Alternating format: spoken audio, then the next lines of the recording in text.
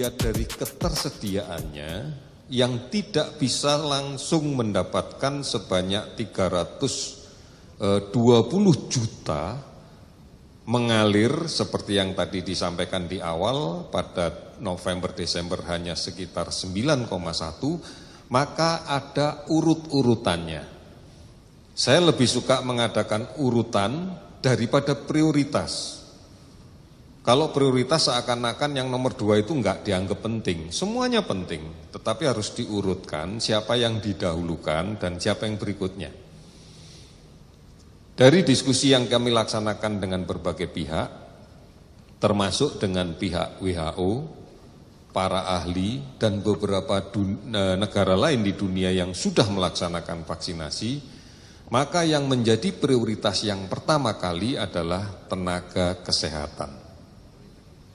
Karena merekalah yang akan lebih berisiko dan sangat berisiko untuk tertular dan menjadi sakit oleh COVID-19. Tenaga kesehatan yang akan kita berikan vaksin yang pertama kali adalah yang pertama tenaga kesehatan yang berada di rumah sakit rujukan yang melayani pasien COVID, itu yang pertama. Kemudian yang kedua, petugas kesehatan yang berada di laboratorium rujukan tempat pemeriksaan spesimen COVID. Ini kita maklumi mereka lah yang paling bahaya karena berhadapan langsung dengan virusnya, bukan dengan pasiennya. Kemudian yang berikutnya adalah tenaga kesehatan yang melaksanakan kontak tracing untuk mencari kasus-kasus yang baru. Ini adalah kelompok-kelompok yang sangat berisiko terhadap kemungkinan paparan dan menjadi sakit. Jumlah kelompok ini kalau kita perhitungkan, perkirakan kurang lebih keseluruhannya hampir 2 jutaan lah. Tentunya data ini akan kita update terus, karena data petugas kesehatan ini bukan hanya ada di BPSDM, pasti ada di BPSDM untuk yang jajaran kita, tetapi juga perlu ada update dari dinas kesehatan yang ada di provinsi, kabupaten, kota. Mengapa ini perlu diupdate? Karena tidak menutup kemungkinan seperti misalnya rumah sakit Cipto yang berada di Kementerian Kesehatan.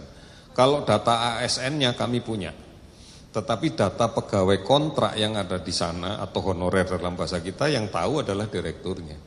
Nah, ini yang harus kita konfirmasi betul agar terjadi jumlah yang tepat. Kemudian yang kedua adalah kelompok public services. Di antaranya adalah yang melaksanakan tugas penegakan operasi justisi kepatuhan protokol kesehatan. Mereka memiliki risiko yang besar, di antaranya adalah teman-teman kita dari Satpol PP, kemudian dari Polri, dari TNI yang bersama-sama menegakkan operasi justisi terhadap kepatuhan pelaksanaan protokol kesehatan. Ini juga menjadi prioritas, menjadi urutan yang di depan.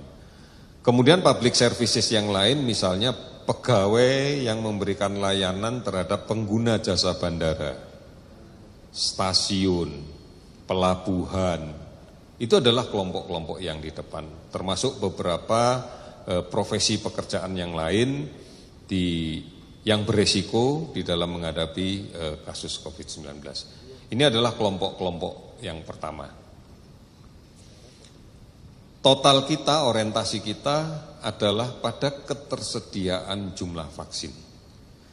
Jika 9,1 juta ini nanti dinyatakan bermanfaat, ditandai dengan surat emergency use authority dari Badan POM kita, kemudian juga ada surat dari Kementerian Agama dan Majelis Ulama terkait kehalalan, maka sejumlah itulah yang akan kita lakukan penyuntikan.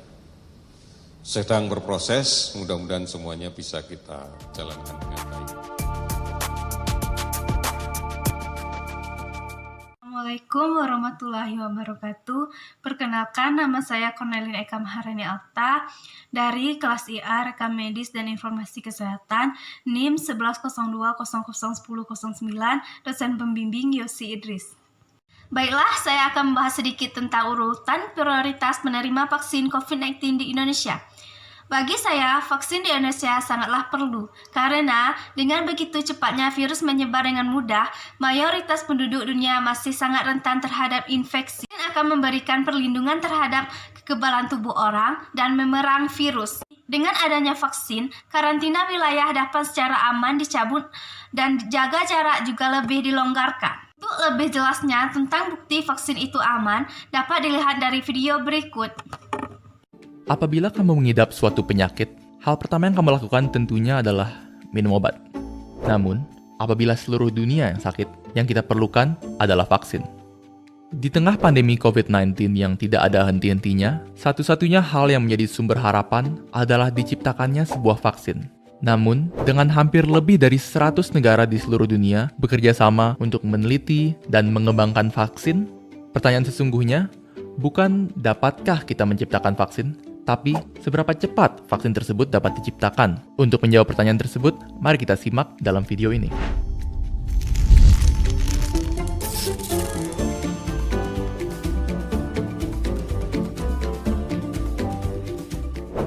Untuk dapat mengetahui kapan vaksin COVID-19 dapat diciptakan, ada pentingnya kita mengetahui proses pengembangan vaksin itu sendiri. Secara sederhana, tahapan pengembangan vaksin dapat kita bagi menjadi 3 bagian, yaitu fase penelitian, fase preklinis, dan fase uji klinis. Fase penelitian adalah fase di mana peneliti akan mencari tahu cara kerjanya virus dan bagaimana virus tersebut menyerang tubuh manusia.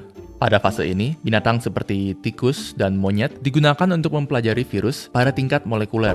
Fase preklinis adalah fase di mana sejumlah vaksin akan digunakan pada binatang untuk menguji keefektifannya. Fase ini penting untuk memastikan bahwa vaksin yang diciptakan tidak hanya efektif, tapi juga aman. Sejak bulan Agustus, WHO telah mencatat sekitar 165 vaksin COVID-19 yang tengah menjalani fase preklinis ini. Setelah fase preklinis, fase uji klinis dapat dilaksanakan, dan fase ini dibagi lagi menjadi 3 bagian, yaitu uji coba fase 1, 2, dan 3. Uji coba fase 1 melihat reaksi sistem imun dan memastikan keamanan vaksin untuk tubuh manusia. Uji coba fase 2 melibatkan ratusan subjek uji coba dan memfokuskan kepada dosis yang tepat serta jadwal imunisasi yang sesuai. Dan yang terakhir, uji coba fase 3 melibatkan lebih dari 1.000 subjek uji coba dan memfokuskan kepada keamanan vaksin pada populasi yang besar untuk mengidentifikasi efek samping yang berat dan langka. Kemudian, setelah vaksin diciptakan, vaksin tersebut akan diberikan persetujuan oleh badan yang berwenang, kemudian didistribusikan secara skala besar. Dalam kondisi normal, sebuah vaksin memerlukan pengujian klinis yang sangat ketat, dan biasanya ini memakan waktu yang lama. Andaikan kita sekarang dalam situasi non-pandemi, vaksin tercepat dan paling realistis akan dapat didistribusikan pada bulan Mei 2036, yaitu 16 tahun dari sekarang. Tentunya, menjalani physical distancing selama 16 tahun berturut-turut tidak terdengar menyenangkan. Dan walaupun vaksin dapat diciptakan dalam waktu yang lebih cepat dari itu, apabila kita lihat sejarah pengembangan vaksin, waktu paling cepat untuk mengembangkan sebuah vaksin adalah 4 tahun, tetap relatif lama. Tetapi, jangan langsung pesimis, karena pengembangan vaksin COVID-19 ini jauh berbeda dari pengembangan vaksin terdahulu. Karena kali ini, seluruh dunia ikut serta untuk mengembangkannya. Bahkan, sejak bulan Juli, terdapat sejumlah vaksin yang memasuki fase pertama uji klinis, fase yang semestinya memakan waktu bertahun-tahun. Beberapa ahli bahkan memperkirakan bahwa vaksin untuk COVID-19 akan tersedia untuk khalayak umum pada pertengahan 2021. Namun, ini semua masih perkiraan. Masih banyak hal yang kita tidak ketahui mengenai COVID-19. Dan hal terpenting dalam pengembangan vaksin adalah memastikan bahwa vaksin tersebut aman.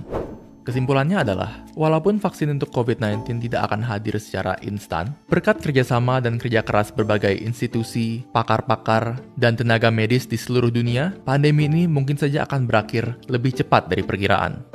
Maka, apabila di masa depan kalian dapat keluar rumah tanpa khawatir, membahayakan diri sendiri atau orang lain, kalian tahu harus berterima kasih kepada siapa. Sekian untuk video kali ini.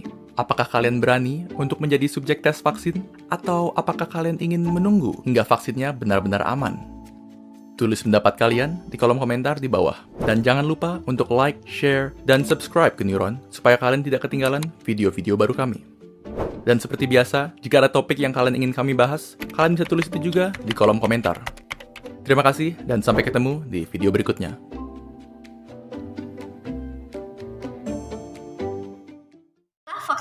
tentang vaksin.